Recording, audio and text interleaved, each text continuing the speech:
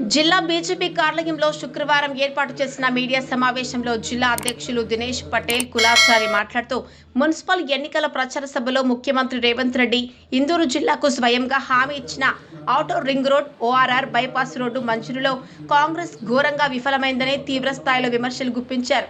ముఖ్యమంత్రి ఇచ్చిన హామీపై ఇప్పటి వరకు ఎలాంటి చర్యలు చేపట్టకపోవడం, జిల్లాకు ఓఆర్ఆర్ మంజూరు తీసుకురాకపోతే అత్యంత దురదృష్టకరమని ఆయన ఆవేదన వ్యక్తం చేశారు. పిసిసి అధ్యక్షులు మహేష్ గౌడ్, కాంగ్రెస్ నాయకులు సుదర్శన్ రెడ్డి, భూపత్ రెడ్డిలు జిల్లాకు ఇచ్చిన హామీల అమలులో పూర్తిగా విఫలమయ్యారని మండిపడ్డారు. ముఖ్యమంత్రి హామీ అమలు కాకపోవడానికి నైతిక బాధ్యత వహిస్తూ వారు వెంటనే తమ పదవులకు రాజీనామా చేయాలని డిమాండ్ చేశారు. జిల్లాకు తీసుకురాలేకపోతే వారు పదవుల్లో ఉండి ఏం చేస్తున్నారని, ప్రజలకు ఇచ్చిన హామీలు నిలబెట్టుకోలేని నాయకులకు పదవుల్లో కొనసాగే నైతిక హక్కు లేదని స్పష్టం చేశారు. కాంగ్రెస్ నాయకులకు జిల్లా అభివృద్ధిపై ఏమాత్రం శ్రద్ధ లేదని, తమ సొంత పార్టీ కార్యాలయం కోసం నగర నడిబొడ్డున స్థలాన్ని కేటాయించుకున్న వారు ప్రజలకు ఉపయోగపడే బస్టాండ్ కొరకు మాత్రం స్థలాన్ని గుర్తించలేకపోయారని ధ్వజమెత్తారు.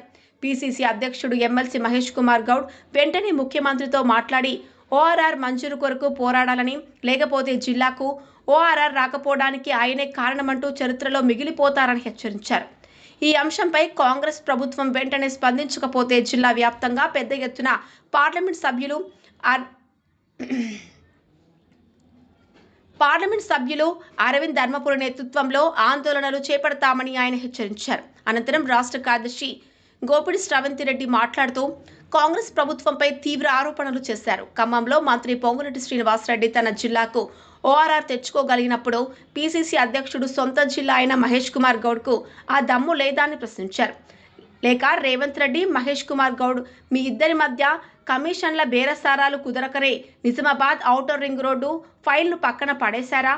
మీ వాటాల కోసం జిల్లా భవిష్యత్తును తాకట్టు పెడతారా అని నిలదీశారు. మున్సిపల్ ఎన్నికల సమయంలో సీఎం రేవంత్ రెడ్డి ఇందూరు గడ్డపై ఇచ్చిన హామీని నిలబెట్టుకోలేకపోయినందుకు నైతిక బాధ్యత వహిస్తూ కాంగ్రెస్ కార్పొరేటర్లు, మేయర్ తమ పదవులకు తక్షణమే రాజీనామా చేయాలని డిమాండ్ చేశారు. తెలంగాణ జిల్లాలో భాగ్యనగరం తర్వాత అత్యధికంగా ఫారెన్స్ ఉన్న పార్టీ దుబాయ్ కానీ, సౌదీ కానీ, అమెరికా కానీ విదేశాలలో ఉన్న వ్యక్తులు ఇందూరు జిల్లాలో ఉన్నారు. అలాగే ఇందూరు దగ్గరున్న జగిత్యాల, కొరుట్ల కానీ, ఇటు నిర్మల్, బోధర్, బైసా కానీ, సిరిసిల్ల కానీ ఈ ప్రాంతంలో కలుపుకుంటే తెలంగాణలో అత్యధికంగా విదేశాలకు వెళ్ళేవాళ్ళు, విదేశాల నుంచి వచ్చేవాళ్ళు, విదేశాల్లో నివసించే వాళ్ళు భారతీయులు ఈ తెలంగాణ ప్రాంత ప్రజలు ఉన్నారు.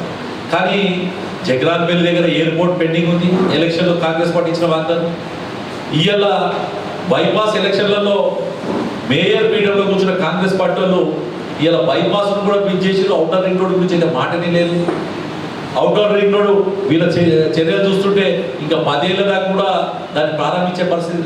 కనీసం ఆ మీటింగ్ పెట్టిన బర్దీపూర్ దగ్గర ఉన్న ఆ మాధవ్ నగర్ దగ్గర ఏదైతే మీటింగ్ పెట్టినో ముఖ్యమంత్రి, ఆ దాని నుంచి ఈ బోధన వెళ్ళే ప్రాంతానికి బైపాస్ కలిపినా కానీ ఇందూరు పట్టణ ప్రజలకు, ఇందూరు జిల్లాకు వచ్చే ప్రజలకు చాలా సౌకర్యంగా ఉంటుందని చెప్తున్నా కానీ ఒక్కడి కూడా లేదు. మాధవ్ నగర్ ఫ్లైఓవర్ బ్రిడ్జ్కి ఇవ్వాల్సిన డబ్బులు ఇవ్వరు. అర్సపల్లికి ఏదైతే ల్యాండ్ ఎక్వేషన్లో కోర్టులో లిటిగేషన్ ఉందో దాన్ని క్లియర్ చేయాలి. ఏ రకంగా చూసుకున్నా ఇందూరు పట్టణం మీద, ఇందూరు జిల్లా మీద కాంగ్రెస్ పార్టీ యొక్క తీరు చాలా బాధాకరమైన విషయం. ఇది ఇవాళ భారతీయ జనతా పార్టీ తరఫున మాట్లాడుతూ చెప్తున్నాం. మేము ఇక్కడికే పిసిసి ప్రెసిడెంట్ ఉన్నాడు, ఎంతో మంది రాష్ట్ర సలహాదారులు, రాష్ట్ర కార్పొరేషన్ చైర్మన్లు అందరూ ఈ జిల్లా నుంచి ఉన్నారు. ఏం చేస్తున్నారు మీరు అని అడుగుతున్నారు. ఈ రాష్ట్రంలో ప్రధాన ప్రతిపక్షమైన టిఆర్ఎస్ పార్టీకి వేరే పనేం లేదండి. అనేకంగా దిగజారు రాజకీయాలు చేస్తూ ఇంత పెద్ద ఇష్యూ నడుస్తుంటే టిఆర్ఎస్ పార్టీ కనీసం స్పందించదు. కాంగ్రెస్ పార్టీ చేయాల్సిన బాధ్యతలు అధికార పక్షమైన కాంగ్రెస్ పార్టీ అది చేయకుండా పక్కకు పెడుతుంది. అడగాల్సిన ప్రతిపక్షం అడుగుతలేదు. కానీ ఇందూరు ప్రజల తరఫున అప్పుడున్నా, ఇప్పుడున్నా, ఎప్పుడున్నా భారతీయ జనతా పార్టీ ఆ బైపాస్ కావాలి, ఔటర్ రింగ్ రోడ్ కావాలి. ఈ రెండు అవుతేనే ఇందూరు జిల్లాకు బాగుంటుంది. ఎన్నో సందర్భాలు చెప్పారు. మొన్న కూడా ముఖ్యమంత్రి వచ్చిన సందర్భాల్లో బర్దిపూర్ దగ్గర మీటింగ్ అయిన సందర్భంలో ఆయన చెప్పాడు. అంతకుముందు ఎన్నికల వాగ్దానాలు చెప్పాడు. మంచిప్ప మాసాని దగ్గర పోయినప్పుడు చెప్పాడు. ఆయన డిక్స్పల్లి ప్రాంతంలో ముల్లంకి పాదయాత్ర చేస్తున్న మోపాలు చేస్తున్న ప్రాంతానికి చెప్పాడు దీన్ని కనెక్టివిటీ చేస్తున్నా అని చెప్పి. కానీ ఏ ఒక్క వాగ్దానం, ఎయిర్పోర్ట్ వాగ్దానం ఏది కూడా లేదు ఇవాళ. ఇది నేను ఇవాళ కాంగ్రెస్ పార్టీకి సంబంధించిన మహేష్ కుమార్ గౌడ్ గారిని అడుగుతున్నాను. నేను ఇవాళ ఎందుకు ఈ జిల్లా మీద నీకు అంత ఇది ఉంది, ఈ వ్యతిరేకత ఎందుకుంది? నిన్న అదే నల్గొండ, అదే వరంగల్, అదే ఆదిలాబాద్ అన్ని దగ్గరికి మీరు ఇవ్వగలుగుతారు. ఇందూరుకు వచ్చేసరికి ఎందుకు ఈ కక్ష అని పడుతుంది. మీ పార్టీ ఎమ్మెల్యేలు ఉన్న దగ్గరనే అడుగుతున్నాను, మీ పార్టీ ప్రతినిధులు ఉన్న దగ్గరనే అడుగుతున్నాం మీరు. కానీ కావాలని రేవంత్ రెడ్డి గారు ఇందూరు మీద కక్ష కట్టి చేశారు. ఇది ప్రజా ఆందోళనకి దిశగా కదులుతుంది. ప్రజల్ని మోటివేట్ చేస్తాం. మేము త్వరలోనే జిల్లా మీటింగ్ పెడుతున్నాం. మా ఎంపీలు, ఎమ్మెల్యేలు, ఈ జిల్లాకు సంబంధించిన వాళ్ళు, అలాగే జిల్లా ప్రతినిధులు అందరితో కలిసి, కార్పొరేటర్లు అందరితో కూడా కలిసి ఒక ప్రణాళిక రచించి ఇప్పటికి కూడా చెప్తున్నాం, మీకు సమయం ఇస్తున్నాము. ఎందుకంటే ఒక దిక్కు రైతాంగం ఆందోళనకరమైన పరిస్థితులు ఉంది. రాత్రి వర్షాలు పడుతున్నాయి, వడ్లు ఇంకా రోడ్ల మీద ఉన్నాయి, ఇంకా 2 లక్షల మెట్రిక్ టన్నుల మీద రోడ్ల మీద ఉంది. భారతీయ జనతా పార్టీ పోరాటంతోనే ఇవాళ 5,75,000 మెట్రిక్ టన్నులు ఈ జిల్లాలో కొనగలిగారంటే ఎంత ప్రెషర్ చేస్తే అడగండి. మిమ్మల్ని జాయింట్ కలెక్టర్ గారిని అడగండి, లేదు స్టీఫెన్ రవీంద్ర గారిని అడగండి, లేదు జిల్లా కలెక్టర్ గారిని అడగండి, డిఎస్ఓ గారిని అడగండి. అధికారులకు ఎక్కడ ఇబ్బంది వస్తే, లారీ సప్లయర్స్ ఎవరైతే తీసుకున్నారో వాళ్ళకి ఇబ్బంది వచ్చిన దగ్గర, రైస్ మిల్లకి ఇబ్బంది వచ్చిన దగ్గర కూడా భారతీయ జనతా పార్టీ రైతాంగ కష్టాన్ని నుంచి బయటపడేద్దామని చెప్పి ప్రయత్నం చేశాం. ఇవాళ 5,75,000 దాకా ఇప్పటిదాకా తీసుకున్నారంట. ఇంకొక 2 లక్షలు, 2.5 లక్షలు మిగులుంది సార్, అది కూడా తీసుకుంటున్నాం, త్వరలో ప్రయత్నం చేస్తున్నాం అని చెప్పి అధికారులు చెప్పడం. కాంగ్రెస్ పార్టీ నాయకులు మాత్రం జిల్లా మంత్రి వచ్చిన సందర్భం బీజేపీ తరఫున డిమాండ్ చేశాం, పోయి మెమోరాండం ఇచ్చాం. కనీసం ఒక మీటింగ్, రైస్ మిల్లర్స్తో కానీ ఆఫీసర్స్తో ఒక మీటింగ్, ఎమ్మెల్యేస్ మీటింగ్. ఆ రూరల్ ఎమ్మెల్యే అయితే పాలకూర వేసుకుని బతుకురు అంటాడట, వాటి వేసుకోవడం. అంటే రైతాంగం మీద ఎంత నిర్లక్ష్యం ఉందో. సిరికొండ, దర్పల్లి ఈ ప్రాంతంలో రైతులు ప్రైవేట్ వాళ్ళకి అమ్ముకుంటారు. ఈరోజు ఒక దిక్కేమో భారతీయ జనతా పార్టీ రైతులు పటిష్టం చేసినందుకు ఎంఎస్పి ధరలు వడ్లకు కానీ మొక్కజొన్నకు కానీ వీటన్నిటికీ పెంచి రైతును రాజు చేసే విధంగా, రైతు తన పండించిన పంటకు, తన పడ్డ కష్టానికి ప్రతిఫలం వచ్చే విధంగా, తాను ఇచ్చిన మేనిఫెస్టోలో ఉన్న విధంగా ఆయన రైతుకు హెల్ప్ చేసేందుకు కేంద్ర ప్రభుత్వం ముందుకు వస్తుంటే, ఒక దిక్కు రాష్ట్ర ప్రభుత్వం కేవలం కేంద్రం ఇచ్చిన దానికి ఎక్కడన్నా ఏదైనా పంటకు కానీ దేనికన్నా మద్దతు ధర రాకపోతే కేంద్రం రాష్ట్రం చొప్పున డబ్బులు ఇచ్చే విధానంలో కూడా కేంద్రం ముందుంటుంది. కానీ దురదృష్టవశాత్తు తెలంగాణలో రైతు వ్యతిరేక ప్రభుత్వం నడుస్తుంది. అంతకన్నా ఘోరం మన ఇందూరు వ్యతిరేక ప్రభుత్వం ఇవాళ కాంగ్రెస్ పార్టీ ఉంది.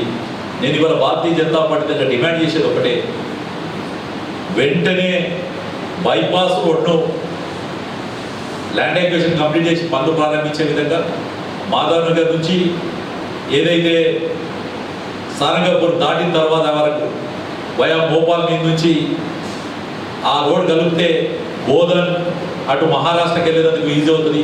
బాసర్కు 100 వెహికల్స్ వస్తున్నాయి, అవి ఈజీ అవుతాయి.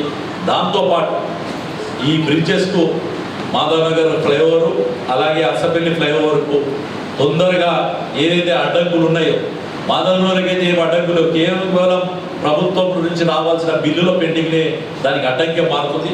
రెండో లైన్కు, ఒక లైన్కు నిన్న ముఖ్యమంత్రి రేవంత్ రెడ్డి గారు కరీంనగర్, ఖమ్మం, వరంగల్కి ఓఆర్ఆర్ ఇస్తా అని చెప్పి ప్రకటించారు. చాలా సంతోషం. కానీ మా నిజామాబాద్ ఏం పాపం చేసిందో ఒక్కసారి మీరు చెప్పాలి.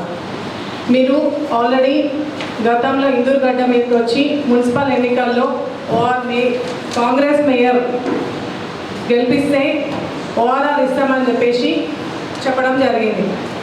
నిజామాబాద్ని అన్ని విధాలుగా అభివృద్ధి చేస్తామని కూడా ముందుజించుకొని చెప్పారు. మరి ఏమైంది? మీ మాట మీద మీరు ఎందుకు నిలబడలేదు? ఏంది మా నిజామాబాద్కి లేని అర్హత ఏంది? వీటన్నిటికీ కూడా ముఖ్యమంత్రి రేవంత్ రెడ్డి గారు సమాధానం చెప్పాల్సిన అవసరం ఉంది. ఇక మన నిజామాబాద్ జిల్లాలో మస్తు మంది కాంగ్రెస్ నాయకులు ఉన్నారు. ప్రభుత్వ సలహాదారులు senior most leader Sudarshan Reddy గారు ఉన్నారు. పిసిసి మహేష్ కుమార్ గౌడ్ గారు ఉన్నారు. రూరల్ ఎమ్మెల్యే భూపత్ రెడ్డి గారు ఉన్నారు. ఇంకా కార్పొరేషన్ చైర్మన్లు ఉన్నారు. ఇప్పుడు మేయర్ కూడా వచ్చింది. మరి మీరు అందరూ ఎందుకు మాట్లాడడం లేదు? మీరు ఎందుకు స్పందించడం లేదు? మీరు ప్రభుత్వానికి సలహాలు ఇస్తున్నారా, లేకపోతే మన నిజామాబాద్ అభివృద్ధిని ఆపుతున్నారా? ఈ విషయం మాకు అర్థం కావడం లేదు. మీరందరూ ఖచ్చితంగా మాట్లాడాల్సిన అవసరం ఉంది.